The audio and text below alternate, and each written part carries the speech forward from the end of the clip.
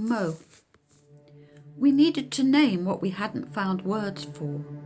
Wrote burnished brass, blood vein, lead bell. They came like missives from ourselves. Their attraction to lights, mistaken for moon, is what erased them in their thousands. Clouded magpie, lute string, Hebrew character. The smallest need a microscope to tell them apart, and can only be addressed in Latin. Cryptoblabes, bistriga, Ficeta robrella. Now that they've been pinned to illustrations, we'll only remember the meanings of the old words by the hieroglyphs on their wings while they vanish, year by year, word by word, engrailed. Merveille du jour.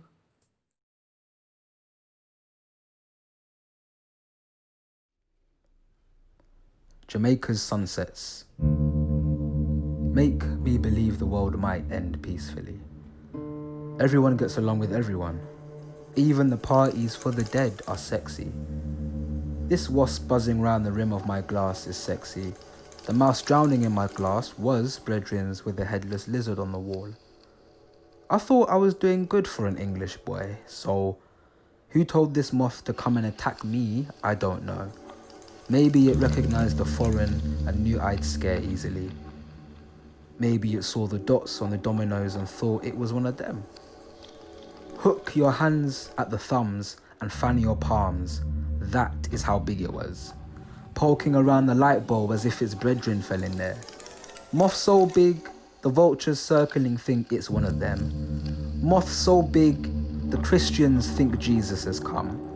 Well, if the moth isn't Jesus, the moth will be what he rides into Jamaica, the island with more churches per square mile than anywhere else. The Rastafarians have used their turn to guess at Jesus' second coming. And now the Christians should say moth. This is paradise right now. I would even wear a boa constrictor as a tie. My grandma warned me about everything but the moths. I'm from England. I have come to steal your light. There are already enough brown people writing about mangoes. If it's taken me 10 days to learn that this guy I've been travelling around the island with is my cousin, then I can be excused for taking my sweet time to be at ease in my own yard.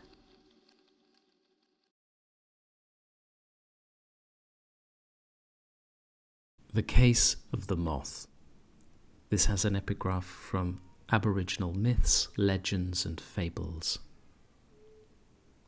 He hurried back to the gunya he had built, fearful that he might find his son there dead from starvation. 1.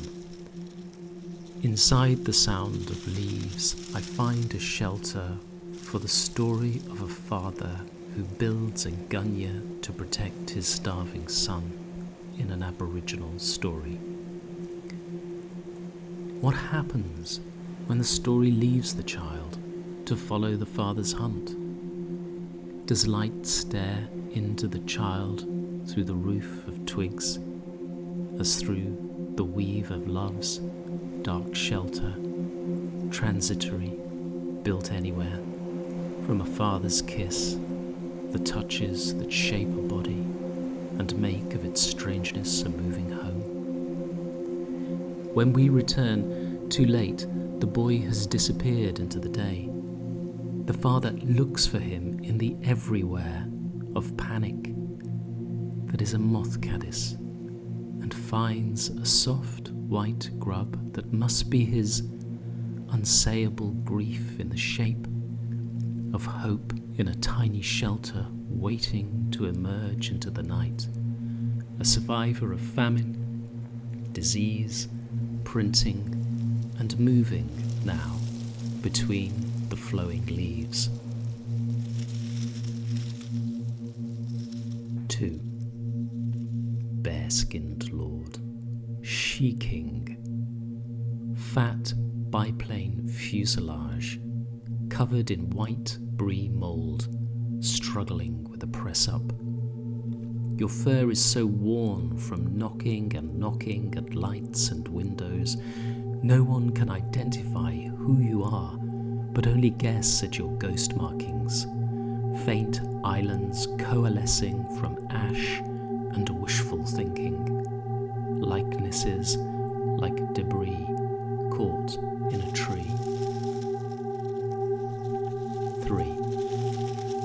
His 87-year-old hands chase a black moth around the kitchen. He staggers, stiff-legged, like a walking Zimmer frame. As if his life depended on it, he wants to kill this dark thing. It hides in the stainless steel utensils above the hob I brush along, and out it comes, and he's after it again, hands trembling like antennae. I can feel its eyelid beat, damaging itself against my skin. Then up it breaks, into the blue slot above the yard.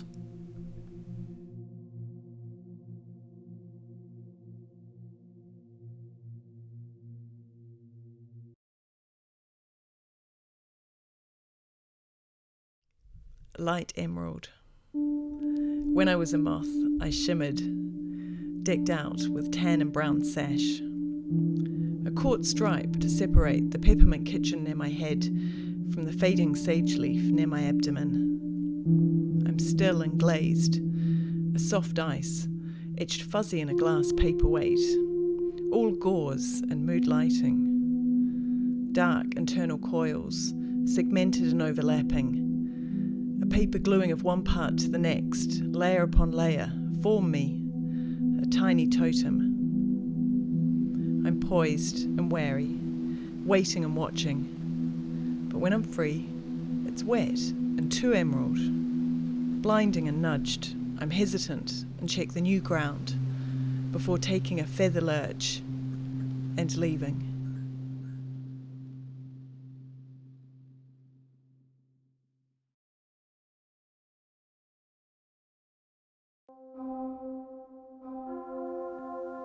Emperor Trickster. My trickster god is the Emperor Moth, an energetic vandal in butterfly disguise. Wings a glittering altar, devoted to seeing beauty 4 times over in all its realms. Keeping the moon on its side as it traverses a pilgrimage, as wayward as mine, for all and every shade of light. Seeking particles, marching fast enough to revive, reveal, and redeem us. Brer Emperor lands on me and flutters. There's no such thing as colour. It's just the mind foxing the eye into believing.